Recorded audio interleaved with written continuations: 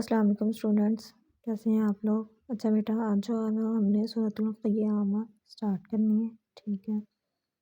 تو یہ سورت جو ہے وہ مکی سورت ہے، ٹھیک ہے؟ اس کی جو ہے وہ 40 آیات یعنی کہ 40 آیات ہیں، 2 رکوع ہیں اس کی، ٹھیک ہے؟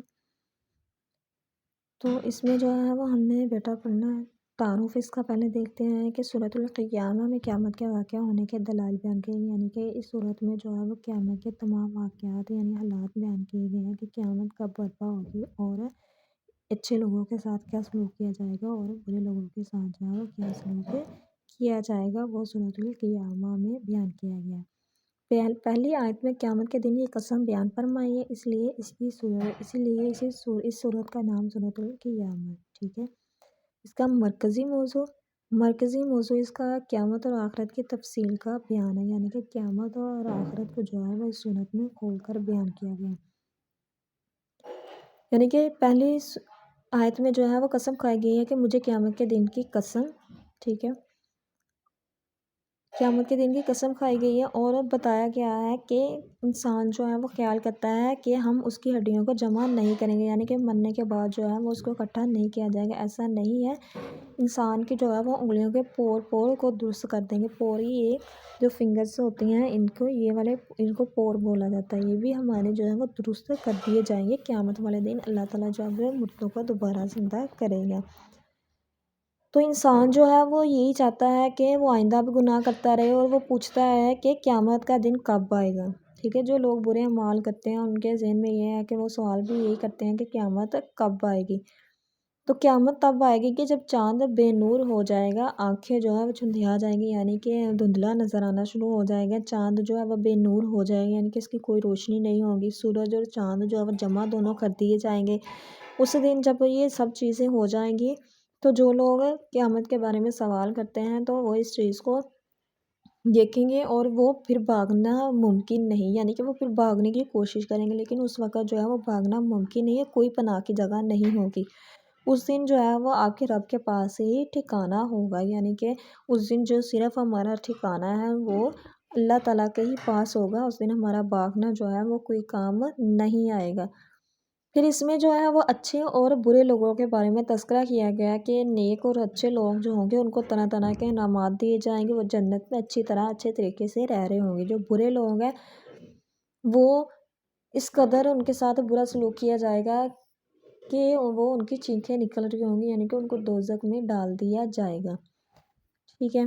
تو اس میں جو ہے وہ کو بتایا گیا ہے کئی چہرے جو ہیں جنہوں نے نیک اعمال کیے ہوں گے کہ ان کے چہرے جو ہیں وہ اس قدر تر و تازہ ہوں گے کہ اپنے رب کی طرف دیکھتے ہوں گے، اور جنہوں نے برے اعمال کیے ہوں گے وہ اس قدر ان کے چہرے ہوں گے کہ وہ خیال کرتے ہیں کہ ان کے ساتھ کمر توڑ دینے والا معاملہ کیا جائے، یعنی کہ ان کے ساتھ جو ہے وہ جلدی جلدی جو بھی معاملہ کرنا ہے ان کے ساتھ کر دیا جائے۔ تو جب ہماری جان جو ہے وہ حلق تک پہنچ جائے گی تو ہمارا جو ہے وہ ہر اعمال جو ہے وہ کرنا شروع ہو جائے گا، ٹھیک ہے؟ اب اس کے مضامین دیکھیں کہ سورۃ القیامہ کے شروع میں قیامت کے واقع ہونے کے دلائل بیان کیے گئے ہیں، یہی بات کہ قیامت کے بارے میں جو ہے وہ دلائل دیے گئے ہیں، قیامت کے بارے میں بتایا گیا۔ پھر قیامت کے واقع ہونے کے کیفیات اور نتائج کا ذکر کیا گیا، یعنی کہ قیامت جب آئے گی اس کی کیفیت کے بارے میں، اور نتائج یعنی کہ جو بھی ہم نے اعمال کیے ہیں اچھے برے جو بھی ہم نے اس دنیا میں آ کر کیے ہیں اس کا نتائج یعنی کہ اس کا رزلٹ بھی اب ملے گا ہمیں، اس کا ذکر کیا گیا ہے۔